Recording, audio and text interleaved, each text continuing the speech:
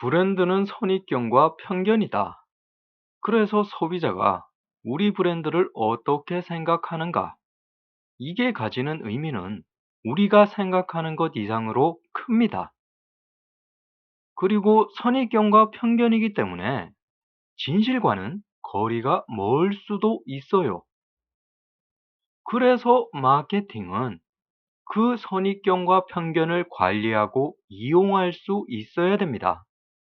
다시 말해, 브랜드를 관리하고 이용할 수 있어야 된다는 거죠. 그렇게 하기 위해서 오늘은 브랜드의 구조에 대해 알아보겠습니다.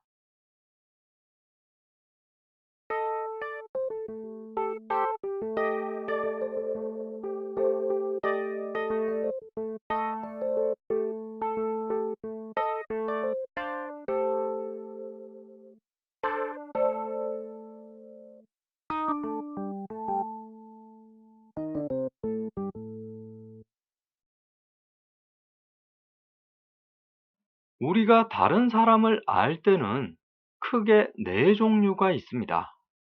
이름도 알고 어떤 사람인지도 아는 경우, 이름은 알지만 어떤 사람인지는 모르는 경우, 이름은 모르지만 어떤 사람인지는 아는 경우, 이름도 모르고 어떤 사람인지도 모르는 경우. 브랜드도 이거랑 마찬가지입니다. 그래서 시작부터 여러분께 팁을 드리자면, 브랜드를 이해하려면 브랜드를 사람으로 생각하는 게 좋습니다. 야, 너 그 브랜드 알아? 어떤 브랜드야? 이거보다는, 야, 너 그 사람 알아? 어떤 사람이야? 이게 더 익숙하실 거예요.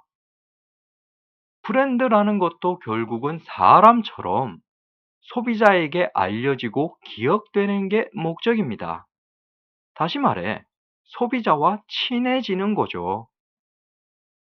이거를 이론적으로 나눠 놓은 게 인지도랑 연상입니다. 인지도는 말 그대로 인지도죠. 이름이 알려진 정도입니다. 다음으로 연상은 소비자가 떠올리는 느낌, 생각, 지식이죠. 소비자가 브랜드에 대해서 누군가가 나에 대해서 떠올리는 생각을 연상이라고 하는 겁니다. 그런데 여기서 한 가지 반드시 짚고 넘어가야 할 부분이 있습니다. 그건 바로 단어가 여러 가지라는 겁니다. 브랜드 자산, 브랜드 파워, 브랜드 스트렝스, 가치, 에쿼티, 이미지, 인지도, 상기도, 연상, 회상 등등등등. 이런 여러 가지 단어들이 우리를 혼란에 빠뜨립니다. 같은 말인 것 같은데 다른 말인 것 같고, 다른 말인 것 같은데 또 같은 말처럼 들리는 거죠. 이게 왜 그러냐면, 브랜드에 관한 개념이나 이론들이 시대에 따라서 조금씩 달라지거나 추가돼서 그런 거예요. 그리고 영어가 한국어로 번역이 되면서 출판사마다, 번역자마다 표현이 달라져서 그런 겁니다. 그래서 제가 이거를 정리하면서 가겠습니다. 이걸 정리하지 않으면 여러분이 혹시라도 나중에 마케팅을 따로 공부하실 때 단어가 달라서 혼란에 빠질 위험이 있습니다. 그러면 일단 브랜드 자산, 이거부터 시작해 보자고요. 브랜드 자산이라는 말은 브랜드 가치, 브랜드 파워, 브랜드 스트렝스, 브랜드 에쿼티와 같은 말이라고 생각하시면 됩니다. 물론 개 중에는 약간 다른 부분도 있지만 그 세부적인 사항들을 따지는 건 중요하지 않습니다. 그냥 뭉뚱그려서 하나라고 이해하시면 되는 거예요. 이 브랜드 자산이라는 개념이 왜 이렇게 다양해졌냐면 브랜드를 증명하려고 그런 거예요. 전에 말씀드렸다시피 브랜드는 실체가 없습니다. 소비자 머릿속에 있는 느낌이고 생각이고 지식이기 때문에 이거를 명확한 가치로 표현하기가 어려운 거예요. 이래버리면 무슨 문제가 발생합니까? 마케터랑 경영자가 말이 안 통하고 경영자랑 투자자가 말이 안 통하는 거죠. 기업은 원래 숫자를 좋아합니다. 이거는 얼마, 저거는 또 얼마. 이렇게 명확한 화폐적 가치가 파악되는 걸 좋아해요. 여기에 브랜드라는 희한한 놈이 들어가 버린 거죠. 소비자가 가지고 있는 느낌, 생각, 지식, 이거를 명확한 가치로 표현해야 했던 겁니다. 그래서 파워니, 가치니, 스트렝스니, 에쿼티니 별의별 희한한 것들이 나온 거예요. 하지만 우리는 그런 것들을 다 알아야 할 필요가 없습니다. 대학원에서 공부하고 박사과정 밟는 사람이 아닌 이상 이런 단어들에 목맬 필요는 없다는 거죠. 그래서 돌마케팅은 이거를 그냥 브랜드라고 부를 겁니다. 뒤에 뭐 자산이니 가치니 그런 거 붙여봐야 말만 길어져요. 브랜드는 그냥 브랜드입니다. 그리고 그 브랜드의 효과가 있냐 없냐, 이거는 전에 운동화 이야기 했었잖아요. 그 그지 같은 운동화가 미친 듯이 판매되고 전국에 프랜차이즈를 뿌려버렸습니다. 설명은 이걸로도 충분하지 않습니까? 만약 설명이 부족하다면 그때 같이 이야기했던 중국산을 생각해 보세요. 메이드 인 차이나. 그것도 국가 브랜드를 말했던 겁니다. 중국이라는 국가 브랜드의 영향 때문에 제품이 싸구려라는 인식이 생긴 거예요. 그럼에도 굳이 화폐적 가치를 봐야겠다. 나는 액수가 나와야 안심이 된다. 그러면 그때 제가 예로 들었던 한국과 중국 제품의 비교를 떠올려 보세요. 품질과 성능이 비슷하다고 여겨지는 60만 원짜리 중국 제품보다 그냥 10만 원 더 비싼 한국 제품을 구입한다. 그럼 이때 10만 원이라는 차이가 발생하죠. 그러면 그건 중국이라는 국가 브랜드가 마이너스 10만 원어치의 부정적 효과를 가졌다고 볼 수 있는 겁니다. 자, 그럼 다음으로 인지도 쪽을 보겠습니다. 이거는 인지라는 말과 상기라는 말이 있어요. 이것도 같은 말입니다. 그런데 돌마케팅에서는 어떤 표현을 쓴다? 인지라는 표현을 씁니다. 이게 뭐 인지가 더 정확하다든가 적합해서 쓰는 게 아니에요. 그냥 저는 인지도라고 부르는 게 더 편해서 그런 겁니다. 그리고 이 인지도에는 세부적인 세 가지 부분이 있습니다. 바로 보조인지, 비보조인지, 최초인지예요. 그렇다는 건 이거를 뭐라고 부를 수도 있다? 보조상기, 비보조상기, 최초상기라고 부를 수도 있다는 겁니다.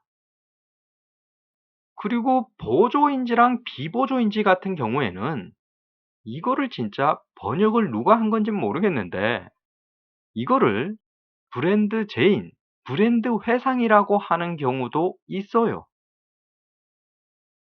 제가 이 골치 아픈 거를 왜 계속 반복해서 말씀드리냐면 책마다 그리고 강의하는 교수들마다 사용하는 단어가 다른 경우가 있어요.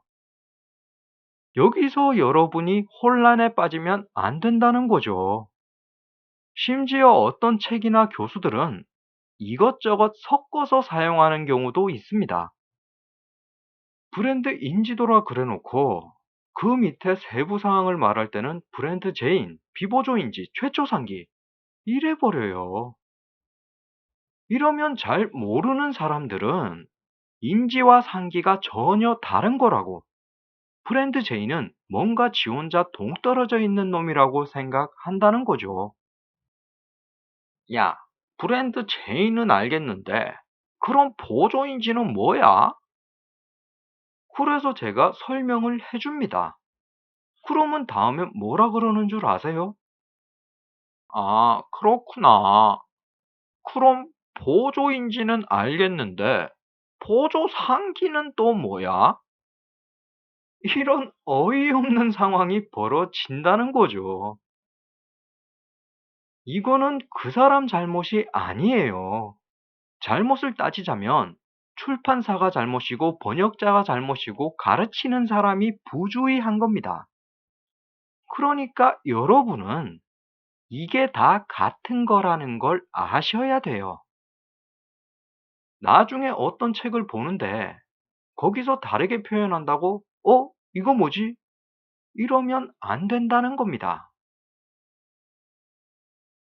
자, 그러면 다시 본론으로 와서 보조인지 비보조인지 최초인지가 뭐냐면 브랜드 인지도를 좀 더 구체적으로 평가하는 기준이라고 생각하시면 됩니다. 우리 브랜드의 인지도는 얼마나 될까? 이거를 파악하려면 어떻게 해야 되겠어요? 소비자한테 물어야죠. 소비자 설문이나 인터뷰를 해가지고 우리 브랜드의 인지도를 파악할 수 있습니다. 그런데 소비자한테 물어볼 때 그냥 물어보는 게 아니라 질문을 두 단계로 나눠서 합니다. 주관식이랑 객관식. 먼저 처음에 물어볼 때는 특정 제품 브랜드에 대해서 아는 걸 다 말해봐라 라고 주관식으로 물어요. 예를 들면 우리 제품이 운동화다. 그럼 운동화 브랜드 중에 아는 걸 다 말해보라고 하는 겁니다. 그럼 그 사람이 알고 있는 브랜드가 줄줄줄줄 나오겠죠. 나이키, 리복, 아디다스, 퓨마, 뭐 여러 가지 나올 겁니다. 이때 나오는 브랜드들이 바로 비보조인지예요. 보조 없이 소비자가 주관식으로 문제를 풀었다는 거죠. 이 비보조인지에 우리 브랜드가 들어가 있으면 그거는 소비자가 운동화를 살 때 우리 브랜드를 바로 떠올리고 구입할 가능성이 높다는 겁니다. 그런데 비보조인지라 해서 다 동급인 거는 아니에요. 비보조인지 중에서도 초반에 거의 반사적으로 나오는 브랜드들이 정말 브랜드 인지도가 좋은 겁니다. 우리가 그렇잖아요. 보통 어떤 제품에 대해서 아는 브랜드를 말해보라 그러면 초반에 두세 개 정도는 줄줄줄줄 나옵니다. 그런데 그 다음에는 생각을 해야 돼요. 또 뭐가 있을까라면서 기억을 더듬어 봐야 나온다고. 척하면 척하고 나오는 브랜드랑 곰곰이 생각해 봐야 나오는 브랜드. 그 중에 뭐가 더 인지도가 높겠습니까? 당연히 척하면 척인 브랜드가 더 높겠죠. 그리고 그 중에서도 제일 먼저 나오는 브랜드. 소비자 입에서 제일 먼저 튀어나오는 브랜드가 최고의 인지도를 가진 브랜드입니다. 그래서 얘는 따로 이름을 붙였어요. 최초인지, 영어로는 top of mind. 소비자 머릿속에 최고의 위치에 자리 잡고 있는 브랜드라는 거죠. 운동화 하면 나이키, 음료수 하면 코카콜라, 휴대폰은 아이폰, 마케팅은 돌마케팅, 배구는 김연경, 피겨는 김연아. 이렇게 척하면 척하고 나오는 브랜드들이 너무 막강하다 보니까 마케팅에서는 이거를 최초인지라고 해서 따로 구분을 합니다. 만약 우리 브랜드가 이 최초인지 브랜드라면 사실상 브랜드 관리의 절반 이상은 이미 되어 있는 거나 마찬가지입니다. 브랜드 금수저예요. 유명해지면 똥을 싸도 박수를 받는다 그랬었죠. 이 최초인지를 가진 브랜드들은 진짜 똥을 싸도 박수를 받습니다. 그렇다는 건 우리 브랜드가 최초인지 브랜드가 아닐 경우, 만약 우리가 이 최초인지 브랜드와 경쟁을 해야 하는 경우에는 일이 굉장히 힘들어집니다. 제 개인적으로는 정상적인 상황에선 사실상 최초인지 브랜드를 이기는 건 불가능하다고 봐요. 여기서 말하는 정상적인 상황은 뭐냐면 우리도 열심히 브랜딩을 하지만 최초인지 브랜드도 계속해서 브랜딩을 하는 경우입니다. 금수저랑 흙수저를 생각해 보세요. 흙수저가 진짜 잠도 안 자고 노력해서 스펙 쌓고 일을 하더라도 금수저를 따라잡기란 정말 어렵습니다.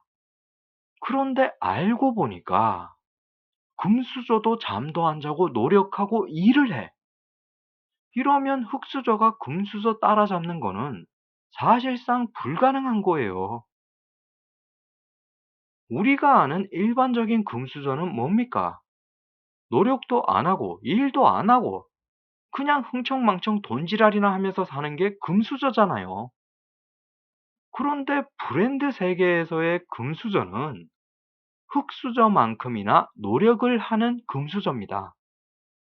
이게 굉장히 재밌으면서도 무서운 거예요. 브랜드 금수저들은 브랜드의 힘을 아는 놈들입니다. 그리고 자기들이 최초인지 브랜드라는 것도 아는 애들이기 때문에 그걸 유지하기 위한 브랜드 관리를 한다는 거죠. 자, 그리고 이거랑 비슷한 맥락으로, 최초인지랑 비슷한 맥락으로 브랜드 이름이 제품 이름을 대체해버린 경우도 있습니다. 이거는 뭐 그다지 중요한 건 아니니까 대충 하고 넘길게요. 미원, 다시다, 크리넥스, 포스트잇, 스카치 테이프, 포크레인, 넷북, 돌마케팅 이런 것처럼 특정 브랜드가 그 제품군을 지칭해버리는 경우도 있습니다.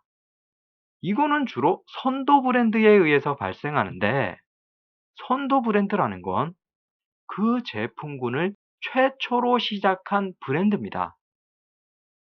그래서 소비자가 인식하기를 그 브랜드를 그 제품이라고 인식하게 돼버리는 거죠. 조미료 주세요가 아니라 미원 주세요. 다시다 주세요. 뽑아서 쓰는 각 휴지 주세요가 아니라 크리넥스 주세요. 이게 무슨 말인지 아시겠죠?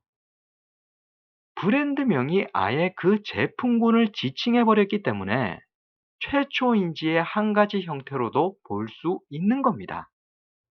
물론 이제 세부적으로 들어가면 약간 다른 부분도 있어요.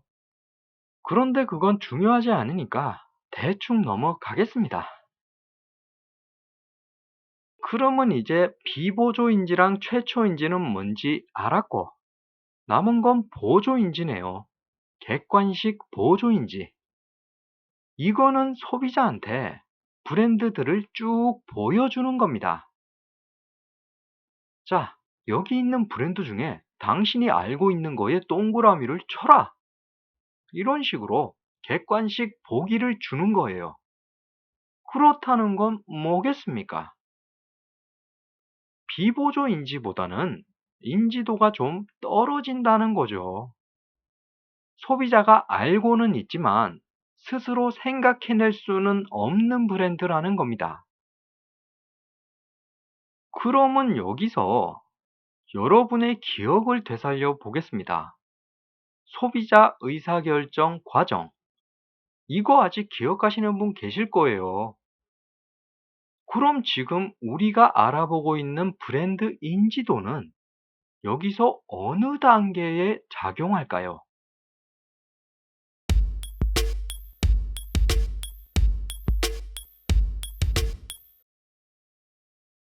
정보 탐색입니다.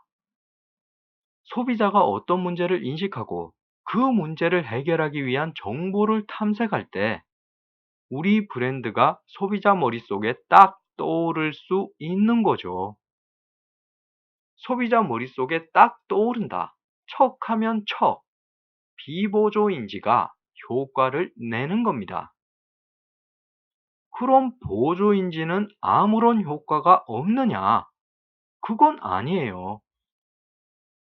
고관여 제품일수록, 다시 말해, 소비자의 인지적 노력이 많이 투입되는 제품일수록 보조인지의 효과도 높아집니다. 왜냐하면 소비자 스스로가 인터넷 검색을 통해서 객관식 인지도 시험을 보거든요. 인터넷 검색으로 정보 탐색을 막 하다가 유명한 브랜드에서 뭔가 만족스러운 제품을 못 찾았어. 그럼 그 다음엔 다른 브랜드로 넘어가잖아요. 그렇게 넘어가다 보면 내가 바로 기억해내진 못했지만 인터넷 검색을 하다 보니까 저것도 내가 아는 브랜드야. 그러면 그 브랜드를 쭉 살펴보는 겁니다. 그런데 보통 우리는 보조인지 브랜드까지 갔다가 다시 처음으로 돌아가는 경우가 많습니다. 앞만 살펴봐도 제일 처음에 봤던 제일 유명한 브랜드가 제일 좋은 것 같아.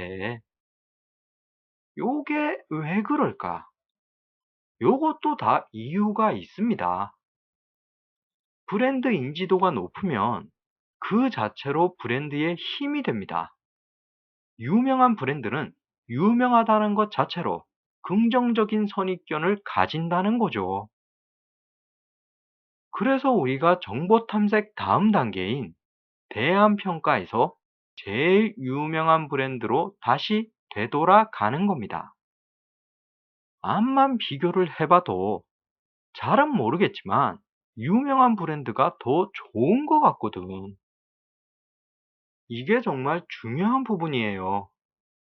잘은 모르겠지만 유명한 브랜드가 더 좋은 것 같다. 선입견과 편견이 바로 이런 놈입니다. 브랜드가 바로 이런 놈이에요. 불이익 당하는 입장에서는 억울하고 원통한 일이지만 선입견과 편견으로 이익을 보는 입장이 되면 이것만큼 고맙고 감사한 일이 없는 겁니다. 이거는 제가 여러 번 말씀드렸던 거죠. 선입견과 편견을 없앨 수는 없습니다.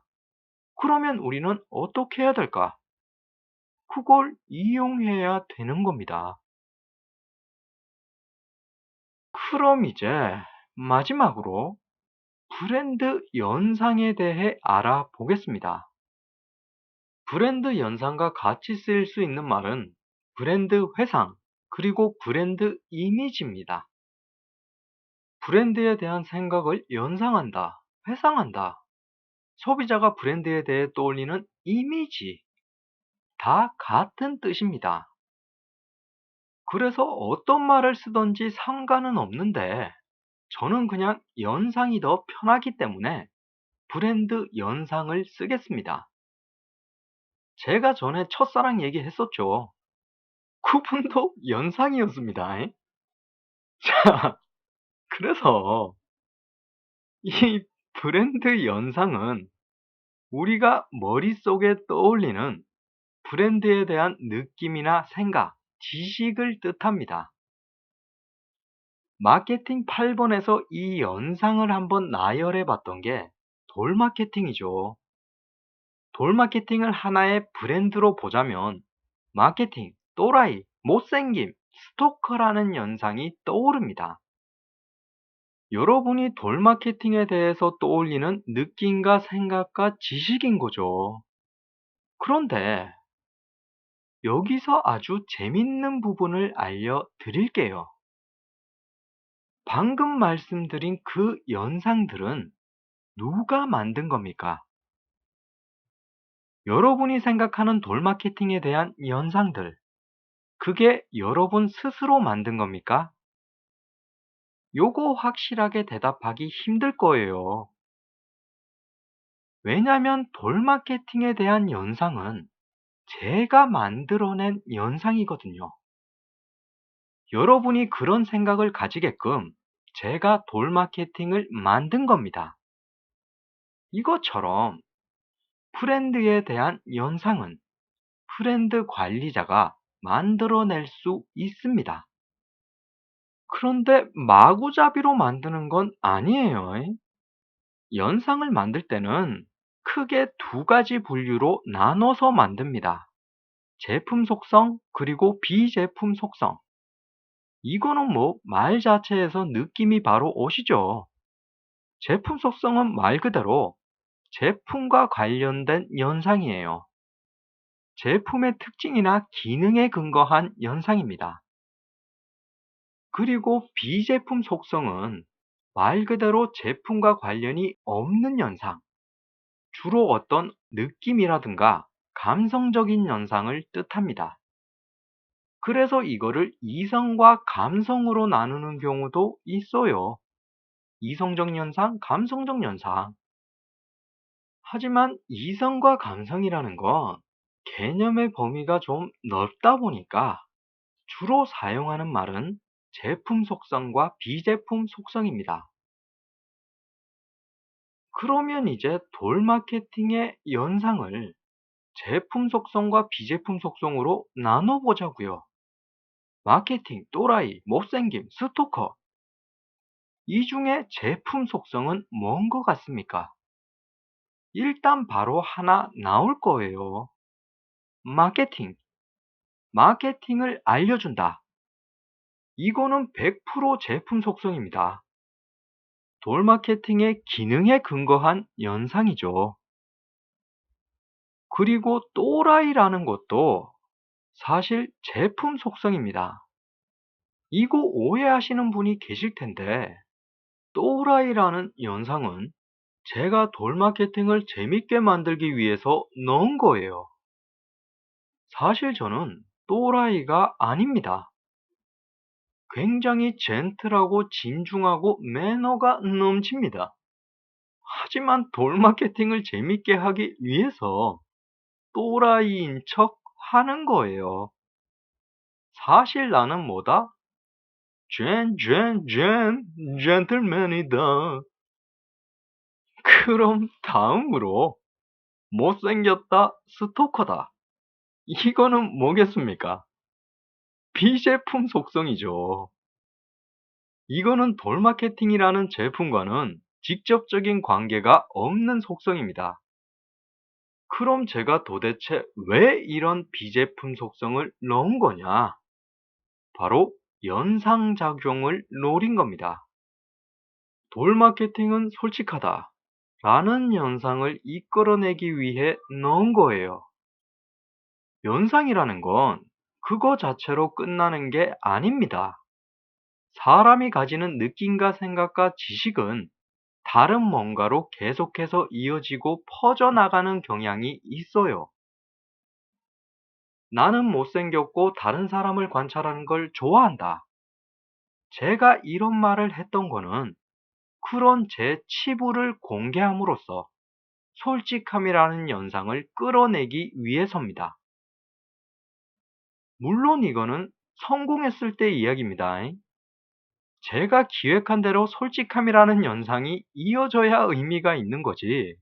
그게 아니면 그냥 못생긴 스토커 되는 거예요.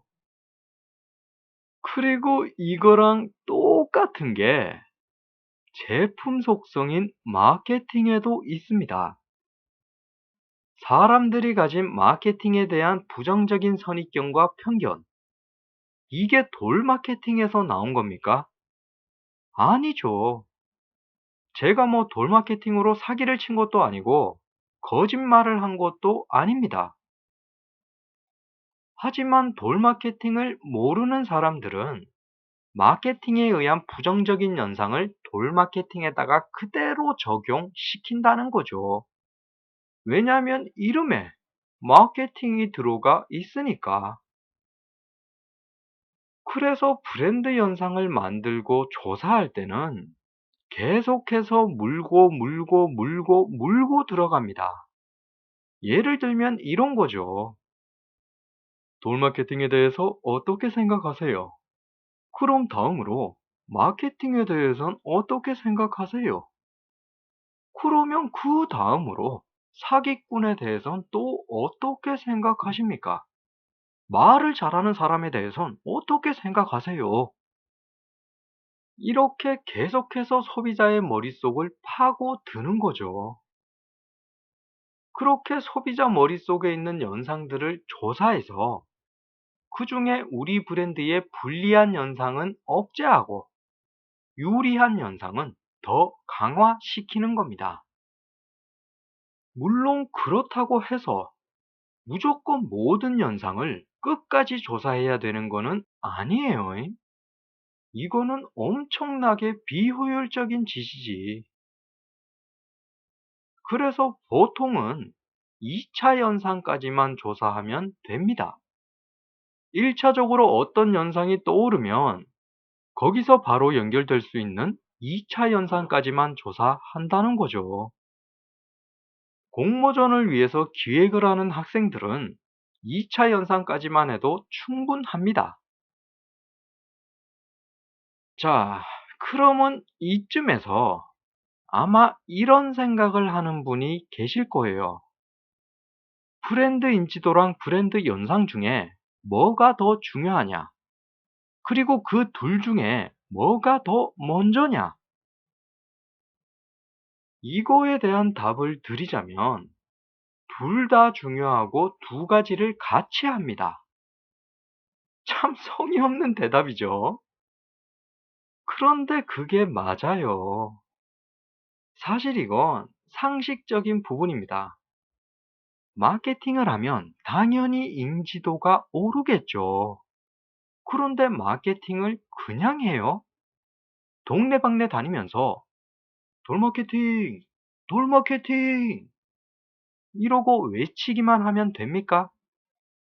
TV 광고 만드는데 15초 동안 돌마케팅, 돌마케팅, 돌마케팅, 돌마케팅 이것만 하면 되겠어요? 안 되죠. 물론 티저 마케팅이라는 것도 있기는 있는데 그거는 좀 특이한 경우고 보통 마케팅을 한다 그러면 콘셉트과 아이디어를 가지고 진행합니다. 소비자한테 특정한 메시지를 보낸다는 거죠. 그 메시지가 뭐다? 브랜드 연상이에요. 우리 브랜드의 이름을 알리는 것과 동시에 특정한 브랜드 연상을 같이 표현하는 겁니다. 그게 더 효과적이고 효율적이에요. 자, 그러면 또 여기서 이런 생각도 하는 분이 계실 겁니다. 브랜드 연상 중에 제품 속성이 더 중요하냐 아니면 비제품 속성이 더 중요하냐? 이거에 대한 답을 드리면 그때그때 달라요. 이것도 참 성의 없는 대답이죠. 그런데 이것도 맞습니다. 제품에 따라, 브랜드에 따라, 목표 소비자에 따라, 경쟁 상황에 따라 제품 속성을 강조하는 게 더 좋은 경우도 있고 비제품 속성을 강조하는 게 더 좋은 경우도 있는 겁니다. 그래서 이거는 어떻게 결정해야 된다? 상황 분석을 해서 결정해야 된다. 그런데 이제 또 여기서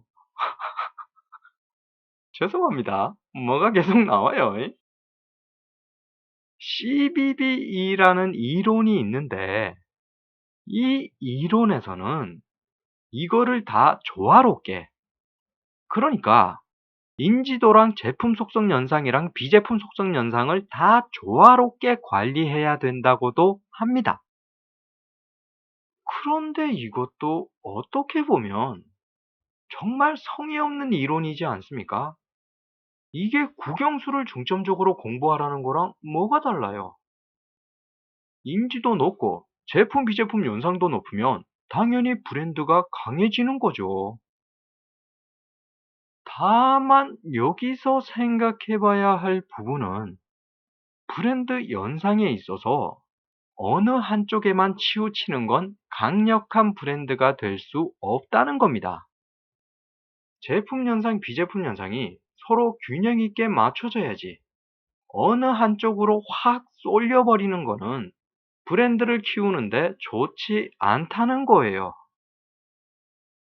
여기서 나오는 게 바로 브랜드 애호도입니다. 애호한다.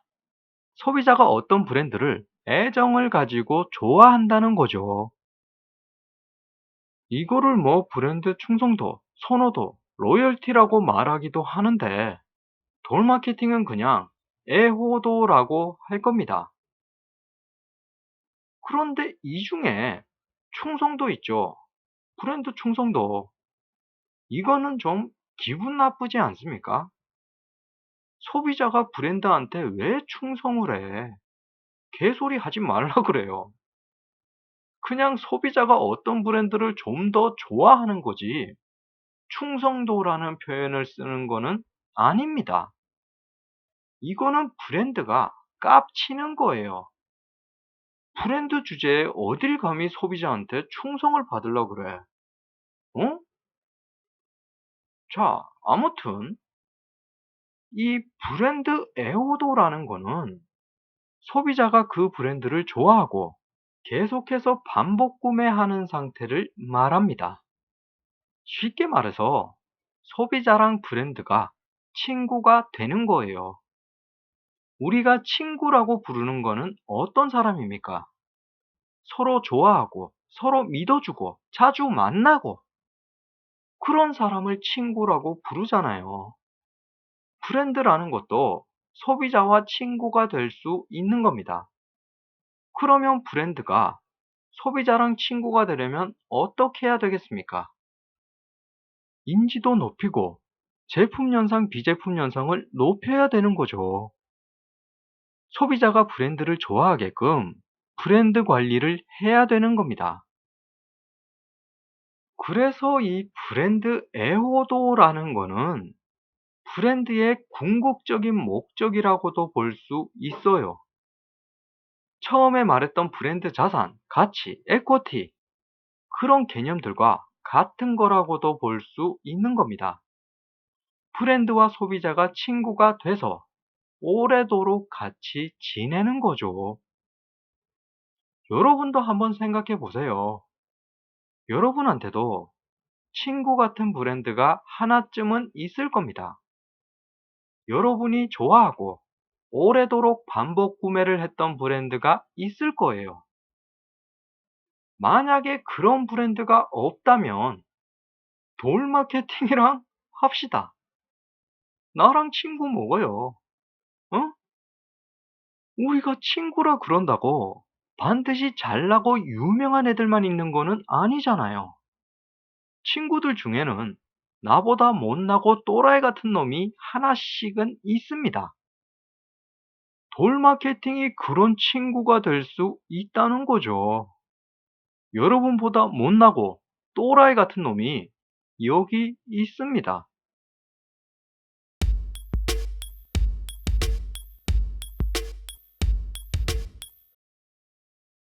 이번에는 맥락을 조금 바꿔서 브랜드의 계층 구조를 볼 겁니다.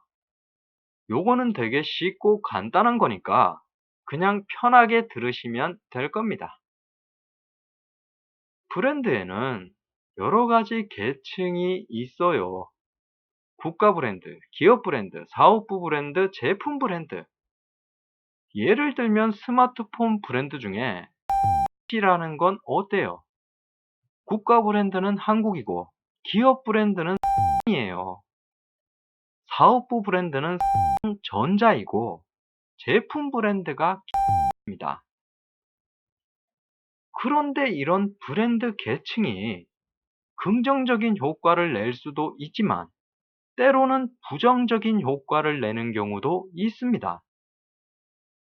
그래서 브랜드 관리를 할 때는 이런 브랜드가 가진 계층도 관리를 해줘야 돼요. 브랜드 계층이 브랜드 연상으로 작용을 하기 때문에 필요에 따라서는 그 연결고리를 보여주거나 숨길 수 있어야 된다는 겁니다. 한국에서는 주로 연결고리를 숨기는 방법이 이루어집니다. 재벌 대기업이 미친 듯이 사업 확장을 해버리기 때문에 기업 브랜드와 사업부 브랜드를 분리시키는 경우가 많아요. 우리한테 익숙한 말로 하자면 계열사죠. 한국 대기업들을 보면 계열사가 기본적으로 20개를 넘어갑니다. 보통이 30개, 40개까지 계열사를 퍼뜨려 버려요. 그래서 한국이 경제 독재국인 거고 대기업이 골목 상권을 집어삼킨다는 말이 나오는 겁니다. 그런데 이거를 소비자가 제대로 파악하기가 힘들어요. 저 가게가 대기업 계열사인지 아닌지를 알 수가 없는 겁니다. 이게 왜 그렇다? 브랜드 계층 구조를 숨겨놨기 때문에 그런 겁니다. 다시 말해, 브랜드명을 다 다르게 지어가지고 소비자가 연결고리를 파악하기 힘들게 만든 거예요. 예를 들어 육성이라는 기업이 있다고 생각해 보자고요. 육성전자, 육성반도체, 육성금융, 육성건설, 육성마트, 병원, 모직, 기획, 빵집, 카페, 분식집, PC방, 노래방, 뭐 기타 등등등등등등 싹 다 육성으로 통일해버리면 어떻게 됩니까? 바로 보이잖아요. 저 새끼들이 문어발식 사업 확장으로 한국 경제를 좀먹고 있다는 게 바로 보여버립니다. 이러면 욕 처먹지. 소비자가 봤을 때 저 새끼들은 독점을 하고 독재를 하는구나. 그러고 부정적인 연상을 가져버린다는 겁니다. 이거를 막기 위해서 사업부 브랜드, 다른 말로는 계열사 이름을 다 다르게 짓는 거예요. 여러분 중에 이거 좀 더 알아보고 싶은 분 계시면 대기업 계열사를 한번 찾아보세요. 진짜 어마무지하게 많습니다. 그리고 깜짝 놀라실 거예요. 아니, 이것도 쟤들 거였어? 하는 것들이 엄청나게 많을 겁니다. 한국 경제가 그 정도예요. 자, 다시 본론으로 와서 한국은 이런 경우가 많지만 외국을 보면 전혀 다른 경우가 있습니다. 브랜드 계층을 숨기는 게 아니라 오히려 더 드러내고 더 연결시키려고 하는 브랜드들이 있어요. 여기에 예를 들 수 있는 게 애플이랑 구글이죠. 이 두 브랜드들은 자신들의 브랜드 계층을 더 드러내고 강조하는 게 효과적입니다. 왜냐하면 기업 브랜드가 너무나도 강력하거든요. 한국 기업처럼 돈 된다 그러면 무조건 다 하는 양아치 기업이 아니라 기업의 핵심 역량을 지키면서 경쟁력을 이어가는 기업들이기 때문에 브랜드 계층에 따라 발생하는 현상이 소비자들에게 긍정적으로 나타난다는 겁니다. 전문성, 신뢰, 혁신적인, 최고의 이런 긍정적인 현상들이 기업 브랜드로부터 이어져 와요. 그래서 어떻게 보면 한국 대기업들 중에 해외 시장 나가 있는 놈들 있잖아요. 걔들한테 있어서 제일 위험 요소가 되는 거는 지들이 한국에서 하는 짓이 해외 소비자들에게 알려지는 겁니다. 걔들이 한국에서 어떤 짓거리를 하고 있는지가 알려지면 걔들은 브랜드 이미지 박살 나는 거예요. 그렇잖아. 우리도 어떤 기업이 시오니스트라 그러면 좀 안 좋게 보는 여론이 있잖아요.